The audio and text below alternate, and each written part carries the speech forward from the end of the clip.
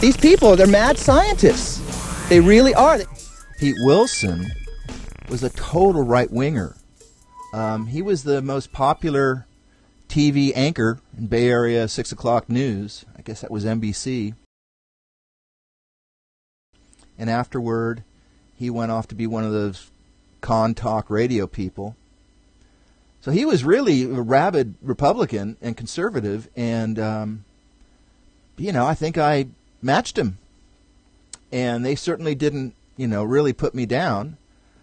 It was kind of weird when he asked me about my science background. I was totally not expecting that. And being a guy with obsessive-compulsive disorder, I'm going to give them a precise answer as to whether or not I'm a scientist.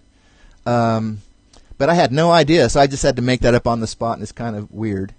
They bred their organism to be resistant to antibiotics. Viruses can take that resistance, pull it out of their bacteria, and put it in some other bacteria. That could be a bigger problem. What is your scientific background? I'm not a scientist. I have some background in college and science. I was planning to become a marine biologist, but I realized that being a scientist wasn't what was needed. We needed people to communicate what was going on. In other words, you simply don't trust what these scientists say. No, and I know they're lying.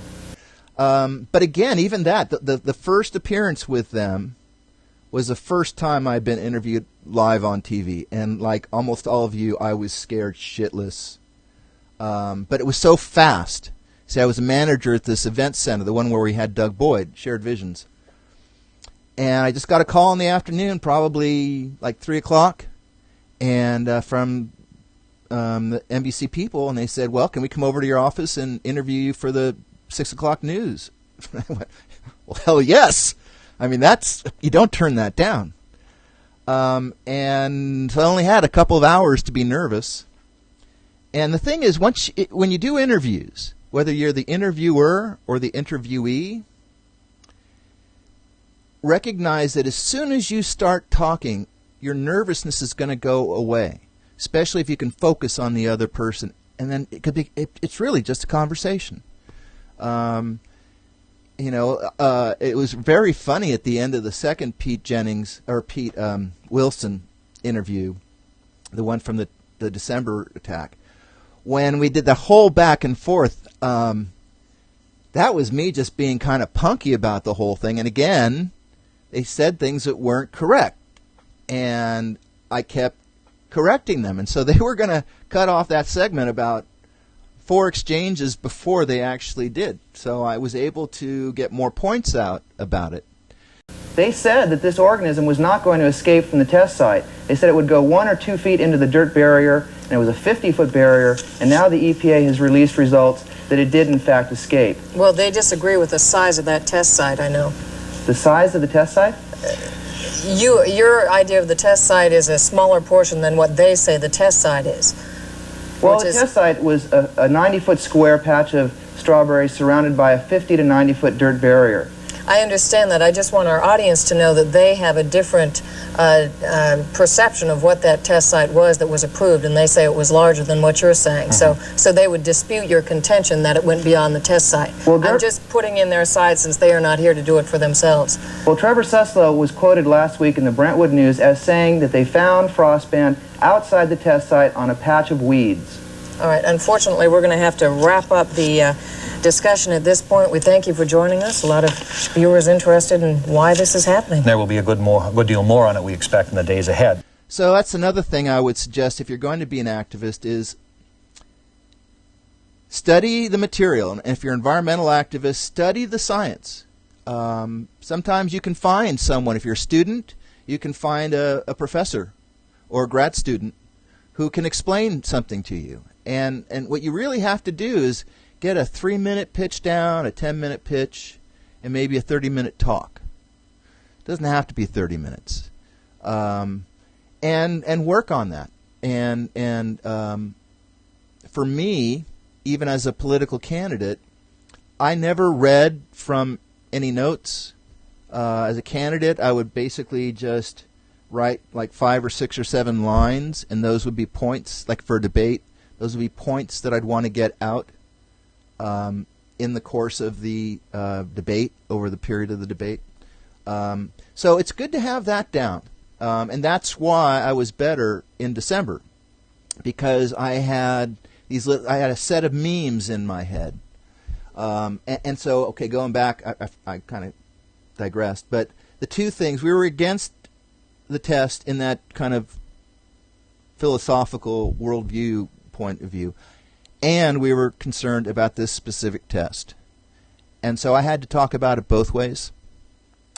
But by saying no, I wasn't opposed to all tests, I kind of took from him his ability to say, I'm overly alarmed. I'm anti-technology or something else. I just said no, even though the answer was yes. As we said, the protests are nothing new on this issue, but it has always been very difficult to get a handle on precise objections to the test. Do they want genetic experimentation banned, period? What specifically is the fear? Do they have knowledge of any possible danger? Or is this just an example of what some have been calling, some of those who feel the other way have been calling simply an anti-scientific fashion? Are you essentially saying you don't ever want this kind of thing done outside of a laboratory? No, what's happened is that AGS has gone out to the farmers and told them that this product would be very useful. Then they've turned around and told the EPA they don't have any plans to market it. As a result, the EPA gave them an exemption from doing animal tests to determine the possible health effects on humans and animals. If you look in that experimental use permit, you will find no tests on animals. So, and we didn't have any experience of GMO stuff back then. I remember as I was doing this campaign, someone told me to get in touch with Eric Drexler and learn about nanotechnology. And then I think about a year later, someone contacted me about they were going to start this thing called food irradiation.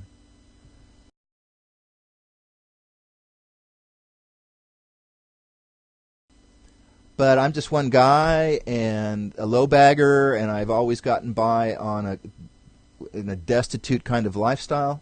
So I just didn't have the resources to pull together to start campaigns on nanotechnology. I didn't have anybody who really knew it, like this guy who helped me with the Frostban stuff, who could simplify it for me.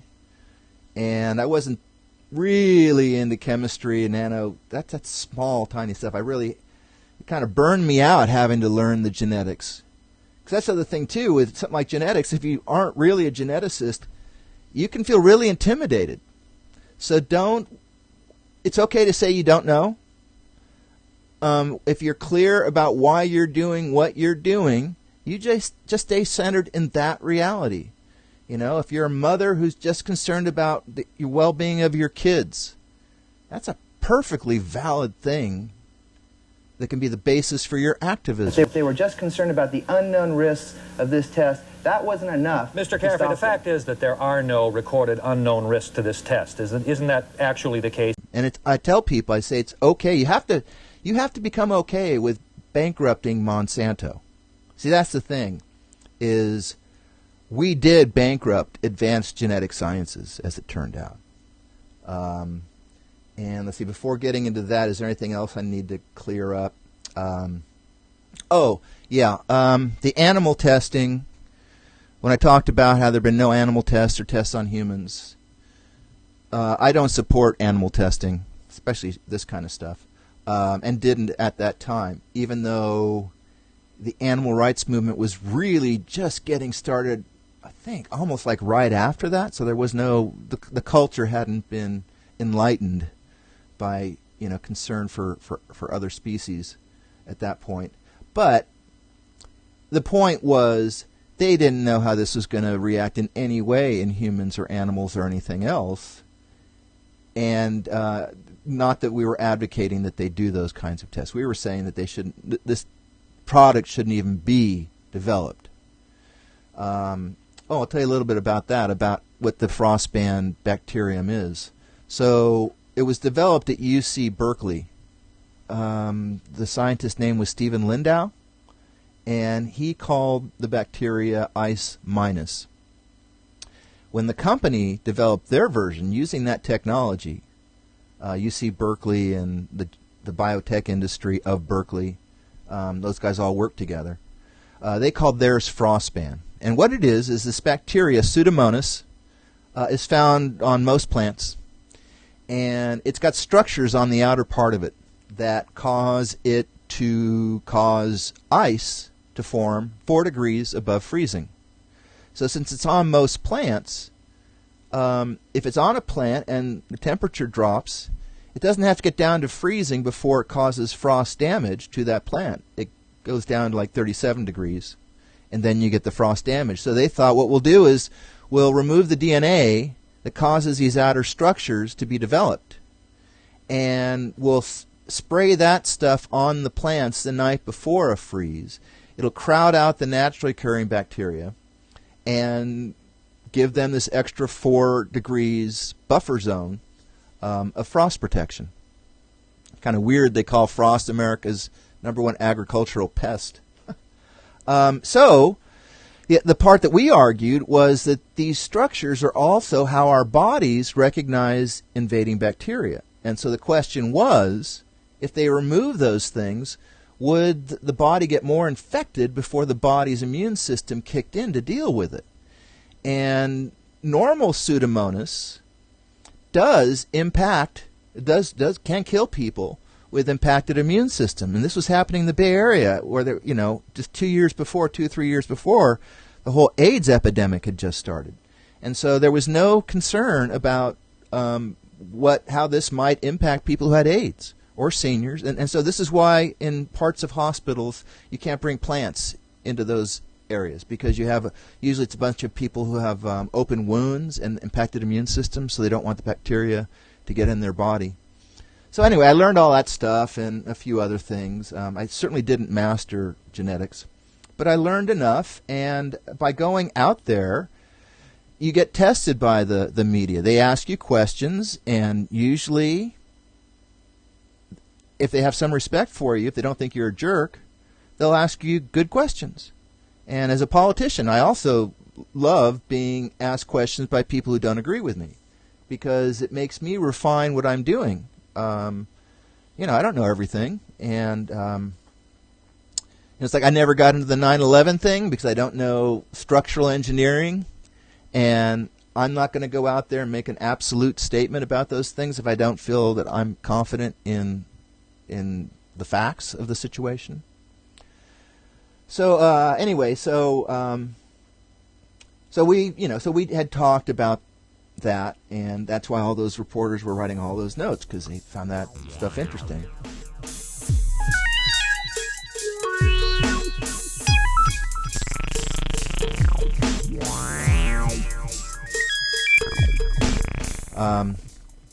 So they did the test in April of 1987, and for some reason, I think it was after the December 87 test, that I saw a newspaper article in the Brentwood paper that said that they had found the Frostban bacteria outside the test site. That was the actual phrase from Trevor Suslow, the guy wearing the white shirt that you saw in the film.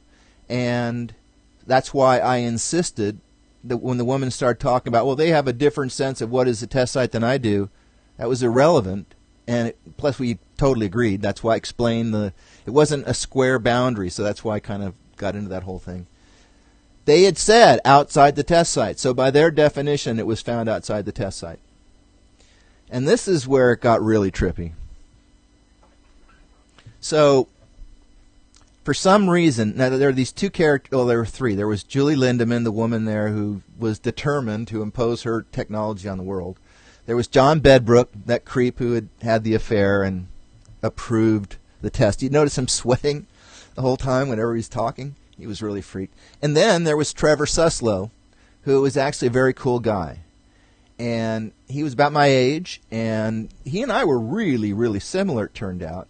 He was a Sierra Clubber, and I was going to be a marine biologist, and we had really similar worldviews. So what happened was, when I saw that article about the Frostban being found outside the test site, I said, what the hell? I'm going to call up Trevor Suslow at AGS.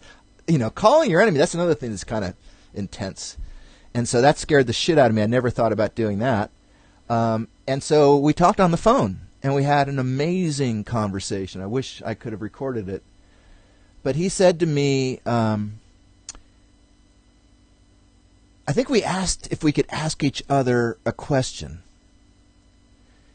And his question for me was, were you really against Frostban, or are you just against it in general? That same question.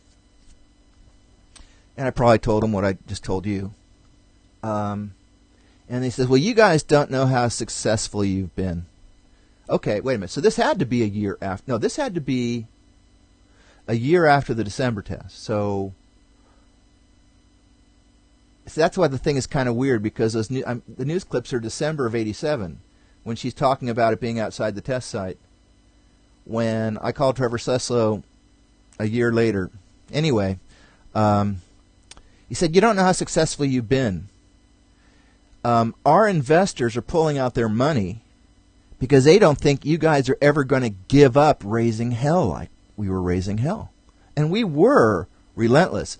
Not only did we do the lawsuit and get the petitions and go to the hearings and give them a hard time and have our own press releases, but we also worked on our own legislation.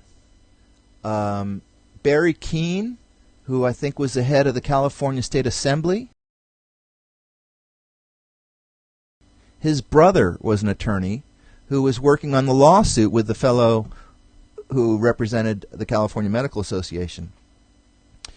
And they then decided they were going to write some legislation, and Barry Keene would then introduce it. And the legislation was, again, very clever. The state couldn't really ban doing these tests.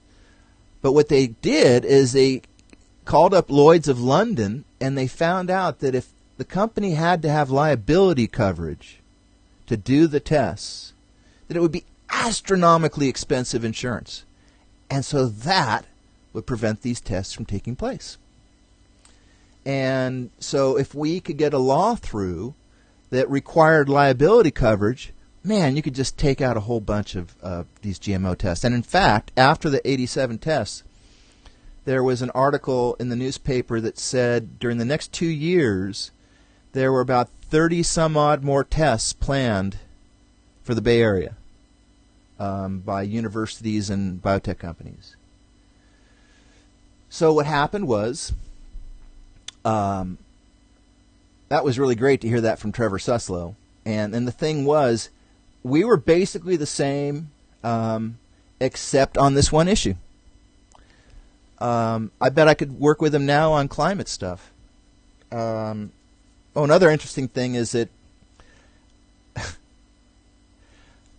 how we did the sabotage the first time. Okay, I was the only person, except Dennis, I guess, who had been out to Brentwood. Or I was actually the only person who had gone to the actual test site.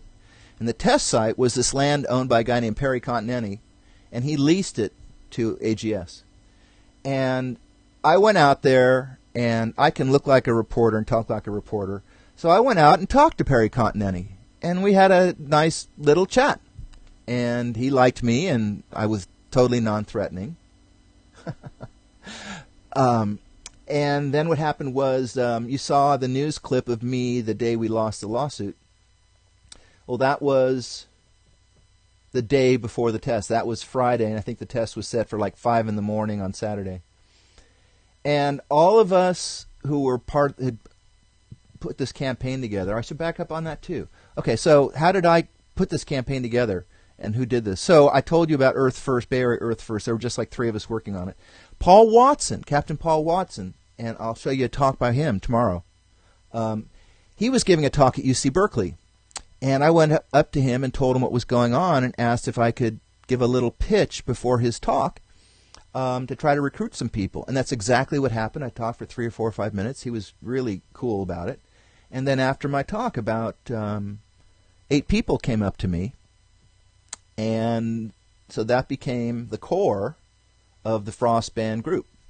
And almost all of those people were the ones who went out to Brentwood, which was about an hour away from Berkeley, and they were the ones who got all the signatures. I think I went out once to get signatures. And they went out there for like 3 or 4 weeks, 2-3 days a week, just for a few hours. They didn't even do that much, and they got 1/3 of the town to sign those petitions. It was a town of 10,000 people, and we got over 3,300 signatures.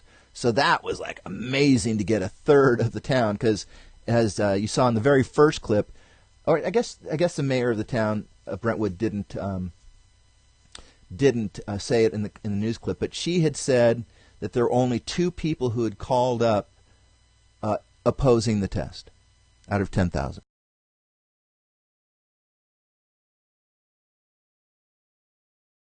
So we were able to completely change the discussion about it, because now it was 1/3 of the town, and that meant that there were more for us to just go out there, for a few hours, several days a week. So those people did that, and they were not experienced activists, and that's okay. They organized themselves and had their cars, and like 2 or 3 of them would go out to a shopping center out there and just stand there for a few hours until they got tired, and they didn't have a lot of endurance, so they only went out for a couple hours. But they did this incredible thing that allowed me to be the spokesperson there. And that's the thing too, is I did not want to be the main person. In fact, Brian Tokar came out and worked with us on a lot of this stuff, who's a great author and activist. He's with the climate justice movement, and he was a friend that I knew from the Green Party. He wrote books about the Green Party forming in the U.S. I wasn't expecting to be the only spokesperson, but everyone else was too intimidated to get in front of cameras and talk about it. So I ended up doing it. But I'm very much into delegating, and that's another thing too, is we really need to support each other, especially new people, as they come in and try to do these things. And remember how intimidating a lot of this stuff was for us older people when we first started to do it. That's really what it was about, because I remember there was this housewoman who would drink her urine. She was really into drinking her urine, Jan, and her 13-year-old son. And she was kind of a New Age person before it was New Age. And there were a couple of hippies, deadhead hippies, and a couple older guys. That was our team, and then Dennis and Jeff and Brian Tokar. And Brian also did a lot of research on this stuff. But even Brian wasn't into being you saw him behind me at the press conferences, but even he wasn't into speaking at that point. So